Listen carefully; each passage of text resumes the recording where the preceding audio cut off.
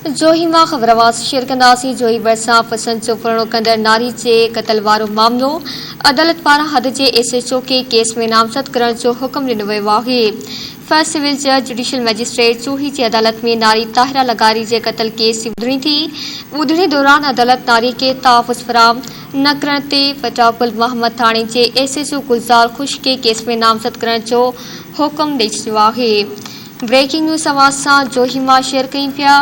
जोही भरिसां पसंदि जो पुरणो कंदड़ नारी जे क़त्ल वारो मामिलो अदालत पारां हद जे SHO खे केस में नामज़द करण जो हुकुम ॾिनो वियो आहे। फर्स्ट सिविल जज जुडिशियल मजिस्ट्रेट जोही जी अदालत में नारी ताहिरा लगारी जे क़त्ल केस जी ॿुधणी थी। ॿुधणी दौरान अदालत नारी खे तहफ़्फ़ुज़ फराहम न करण ते गुल मोहम्मद थाणे जे SHO गुलज़ार खुश खे केस में नामज़द करण जो हुकुम ॾेई छॾियो आहे। जोही मां इन जा वधीक तफ़सील मालूम कंदासीं जान मोहम्मद गाड़ी खां। जी जान मोहम्मद, ॿुधणी बाबति आगाह कजो।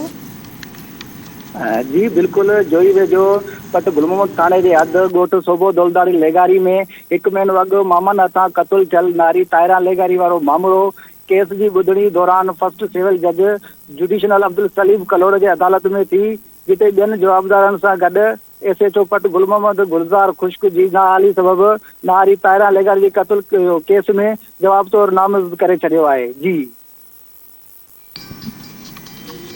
मेहरबानी जान मोहम्मद, तफ़सील ॾियण जे लाइ।